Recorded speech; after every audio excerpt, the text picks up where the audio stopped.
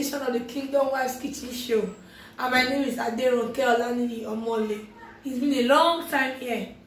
Well, I've been trying to do a little touch here and there so that I can have more beautiful videos that you can see my back. I try to, make the kitchen brighter so that you can have more beautiful videos to watch.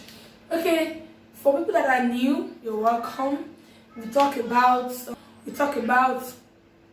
Kingdom Wives qualities. When we say Kingdom Wives, we mean Christians, the brides of Jesus. First, we are first our husband's bride, but then again, we are Jesus' bride. So we talk about qualities expected from us as Christian women in society. We talk about how we can balance our career with our marriage, and like I said in the first edition, that very soon we'll be bringing in guest speakers, women that have really done well in their marriage and are not even slacking in the kitchen, and even in their career they are top notch. We will be bringing them to this show very soon. Okay, to this edition I'm going to be showing you how to make this sauce that I saw somewhere on the internet. I can't really remember whose page I saw it now, but I tried it and I love it. It is sweet, it is delicious. I'm going to be showing you that right about now. But before I show you, let me quickly introduce us to what I'll be talking about today. Okay, so these are the ingredients we'll be using: plantain, palm oil, bouillon cubes or Maggi cubes like you call it, seasoning cubes, salt, onions. This is a fried meat. I boiled and fried. Meat stock. Remember I told you I love meat stock. This is my stock water. Now this pepper. This is a blend of tomatoes, shombo, and rodo. Now remember I told you the first time that I usually blend my pepper and put them in the freezer. Now there's something about freezer. In your freezer, when you freeze something, bring it out, there will be water. I guess because of the fact that when it freezes, it becomes ice, then it melts. So this is what we have here. Now what I usually do is that I will drain the water with a sieve. That will reduce my cooking time. If you do not drain the water with a sieve, your cooking time will be more, because the water will first need to dry up before the pepper mix itself begins to dry. So what I do is I just drain the water. Draining the water, I will show you what it looks like. So this is it. Now for this beef, especially if you want to use it for breakfast like me, I cut the beef in bits and pieces. Bits and pieces, just like this, before boiling. So this reduces your cooking time as well. It boils faster when it's like that, and I fried. So let's go back to what we were saying. But before we go back, I'll cut the plantain, dice it, and start frying. God bless you. Today, I'll be talking about something very important. We live in a society where there are so many uncertainties, where you can't even sleep with your eyes closed, where you are so scared of going out, a lot of kidnappings here and there, a lot of robbery, bad incidents happening everywhere. We have pedophiles everywhere defiling our children. We have rape issues coming up almost every day. But then again, have we asked ourselves, the people perpetrating this crime, the people doing this thing, did they fall from heaven? No. They did not just appear. They are our children. It means you and I have not done our part one way or the other. And that is why I want us to look at this topic today. It's called family altar. Family altar. Fine, a lot of us go to church Sunday, Monday, Tuesday, Wednesday, Thursday, 24 hours. Some of us even live in the church. But are you carrying your children along? Do they know what this Christ is about, really? Or they just go to church and as Sunday school teacher teaches them what she knows about Jesus, and then they go home. And then you as a parent, you do not emphasize this thing. Look, these children spend less than 1 hour, let's say max 2 hours in church. They are not going to get all the Bible lessons that they need to be good people under that 2 hours. You as a parent need to lay the foundation. When they go to church and their teacher builds on that foundation, you as a parent need to cement it and keep building till they get to that level you want them to get to, till they get to who you want them to be. What is family altar? Before we go, let us look at what Joshua said in the book of Joshua chapter 24 verse 15. The NIV version says, "But if serving the Lord seems undesirable to you, then choose for yourself this day whom you will serve, whether the gods your ancestors served beyond the Euphrates or the gods of the Amorites, in whose land you are living." And this is where we are going. "But as for me and my household, we will serve the Lord." How many of us are truly serving the Lord? Okay, we are serving the Lord. How many of us can beat our chest and when our parents and our children are not with us at home, when they are in school or service here or wherever they are, that they are truly serving God? How many of us can beat our chest and say that? I doubt we are not much. Because we have become so busy. We go to work, we leave the house by 5 a.m., come back by 10 p.m. These children are already sleeping. On Saturdays, you say you have Saturday banking, or you have Saturday work, or you have a party, there's a wedding, you are gone. On Sunday, you go leave for church at 6 a.m., come back by 3 p.m., everybody eats, before you know it, after worship, and then you have not really had time to pastor your children. Like my mommy in the Lord will say, Mommy Gloria, she will always tell me something. She will say, as a woman, your first congregation are your children. You are a pastor as a woman. And your congregation are your children. You should gather them every now and then. Teach them the word of God. Now, because so many times if we do not put time or make certain commitments, some things don't work. I always advise this. Now, when I say family altar is a place where you have consecrated in your home. Okay, this is where we call upon the name of the Lord. If you have many rooms in your house, you can have a room where you have your altar, your tambourine, your Bible, your devotional book, and any other thing you feel like praising God with. You can have them in that room and know that nobody goes to that room to play or any other thing. That's your prayer room. You have told God that, God, I'm erecting an altar for you in my home.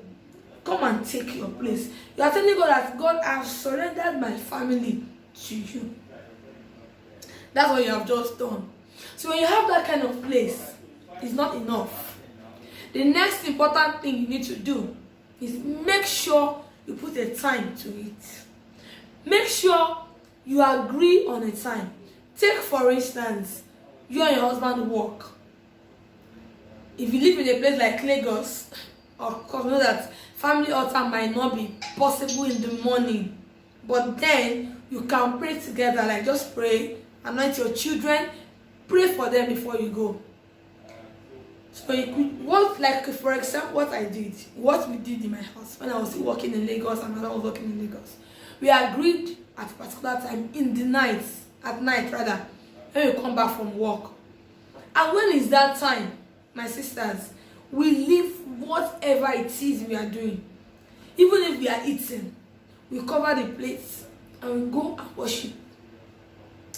Even if you have a visitor, you want to step into my house and you know that they're going to sleep over, my mother will tell you when it's some few minutes, like maybe for example, if the prayer time is 8 p.m. by 7, my mother will tell you that, sir or ma, by so time at 8 p.m. you're going to be praying.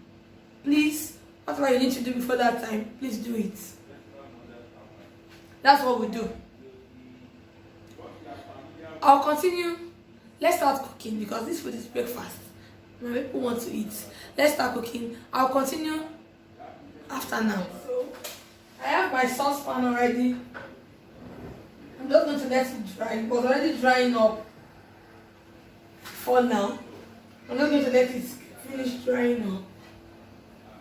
Okay, it's dried now. I already fried the plantain I showed you the other time. This is it. Okay, so the first thing we are doing now is palm oil. Now for this recipe, you can either use palm oil or groundnut oil. I'm using palm oil because personally I don't like groundnut oil stew. I don't know why. I don't know what it did to me. Nothing. I just don't like it. I guess it makes me throw up. I don't know. So this is the first thing we are going to pour in. We're not doing much stew, so we might not use all the oil. Okay. I don't know if I've told the name of this our stew. It is called plantain beef stew. Plantain beef stew. Like I saw it on someone's page and I love it. It's delicious. And I went for my husband. He loved it as well. And why don't I show it to my people? Okay, so the oil is hot now. Now, one kitchen fact you should know: when you are using non-stick pots, never use an iron spoon. That's a new segment to be introducing. I'm giving you one kitchen tip for as many as come to my head. Never use an iron spoon because it's going to destroy the pan. So I'm pouring in the pepper now.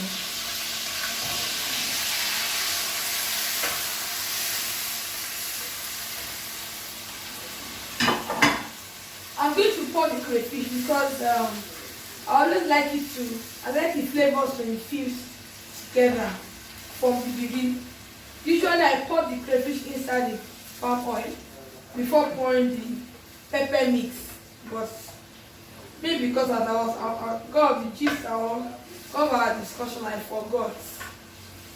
Okay, so I'm going to leave that to dry. Remember I said I was going to drain the water. I drained the water, so we are leaving it to dry now. Okay, so what was I saying? I said, so we tell whoever is sitting down, tell them and say, Oga, Madam, Mommy, Daddy, so time. And you know, they've always respected it because they say that we ourselves, when it's time, whatever we are doing, we let go. Even if we are watching our favorite TV show, the moment it's time, we turn off the TV and everybody goes to the prayer altar. Now, if you don't have many rooms in your house, you can look for a place where people don't go too often. In your sitting room, can be in your bedroom, and consecrate it. Tell God, this is where I want to be meeting with you, and I can tell you, He is going to meet with you there. Because our God is a God of covenant. Whatever you tell Him you want to do, He will be there. You just make sure you fulfill your part of the bargain. Don't make Him wait for you. So, at this family altar, what do you do? That is where you teach your children the word of God. When you're teaching, you make sure they are the one reading the Bible. Let them be the ones to read it. When they are done reading, let them explain what they have learned. With this, every day is a daily affair. It means every day there's a word of God in the word of God is in their hearts. It's resonating. And there's something we introduced recently in my house. I'll get back to you. You can see that the tea is dry now.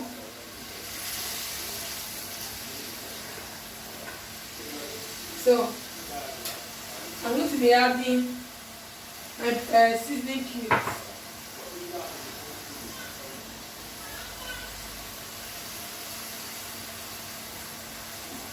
Before we add salt, let's add the stock. Just a little, because this stew is not meant to be a running stew.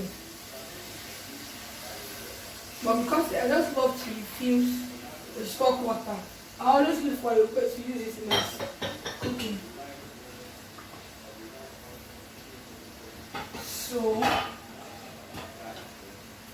we're almost done. It's a very fast. Still, let's wait for that.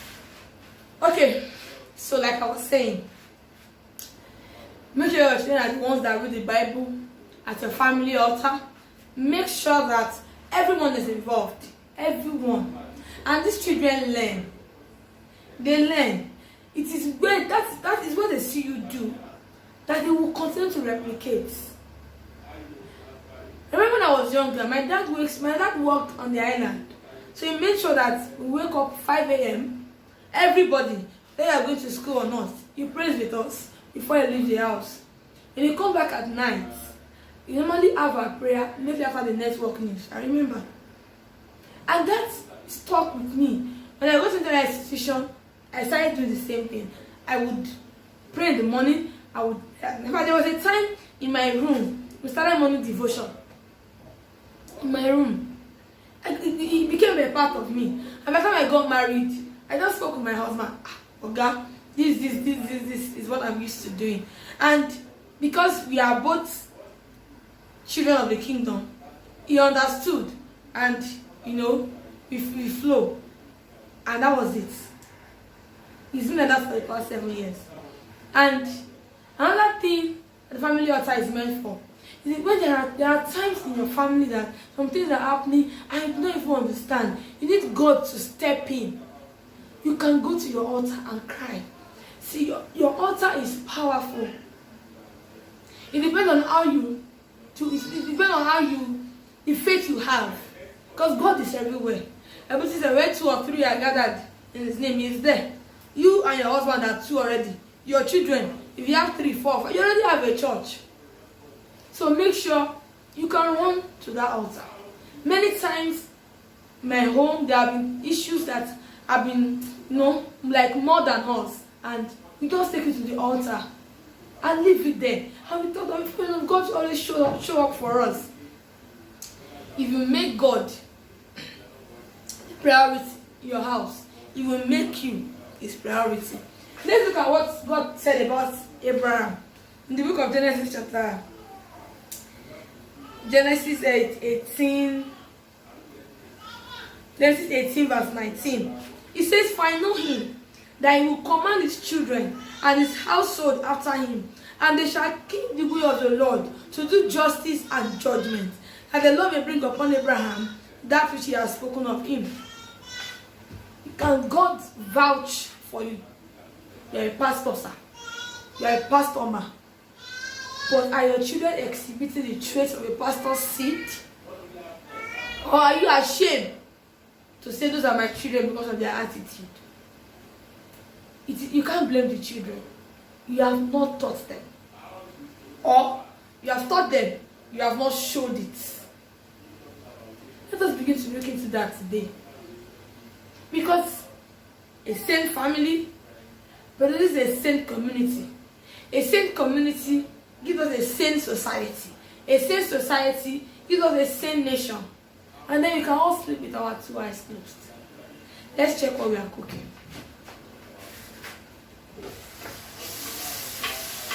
Oh. Okay, so let's test for seasoning and salt.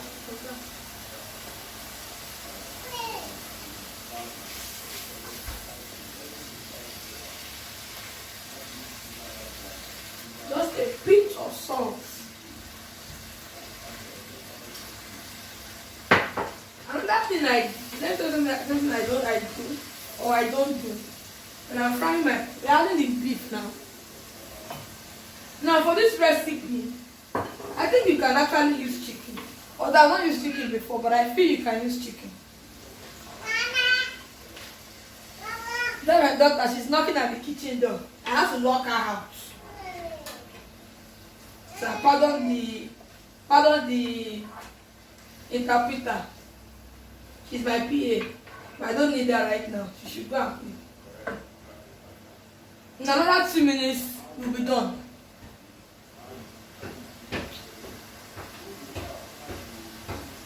Cover to simmer. Okay. You should add the plantain now because we are done.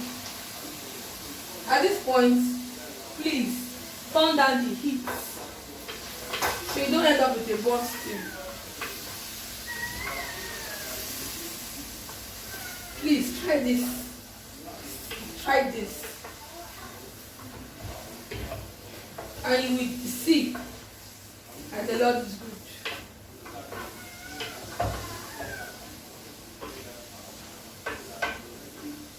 Okay. So, another 1 minute, you are done. Okay, don't forget what we talked about today. Have a family altar in your home today. If you do not have one, please, it's important. We need to help our children. Even if we're not trying to build a society, we need to have sane children. We need to have children that we can say, my child is there.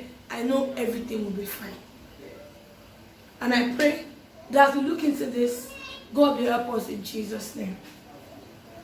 I'm turning off the heat now. And I'm moving it away. The cooking process stops.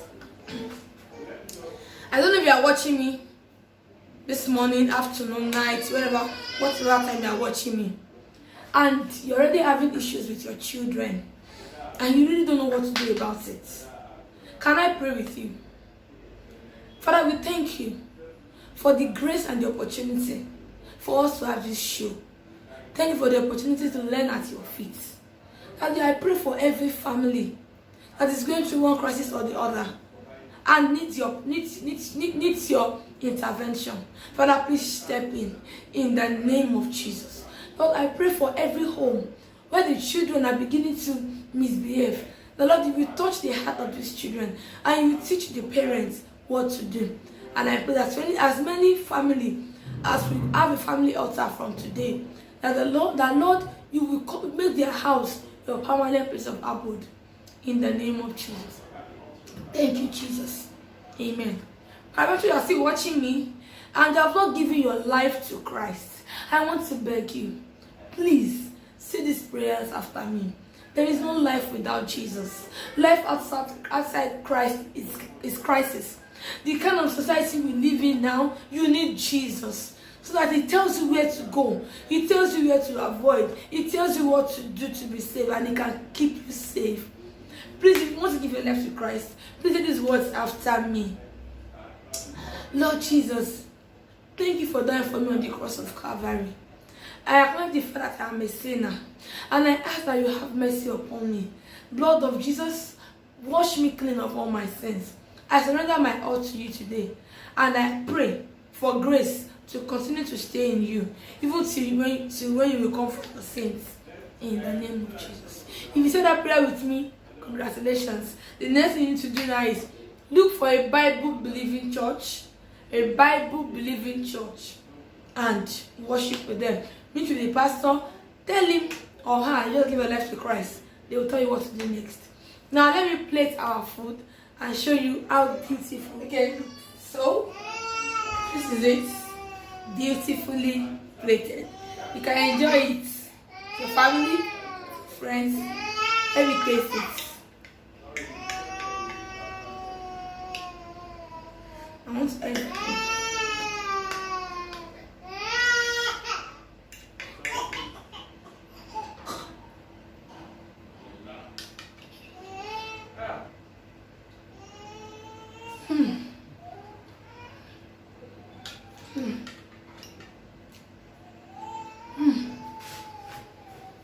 Till I come away again next time with another topic, another beautiful recipe.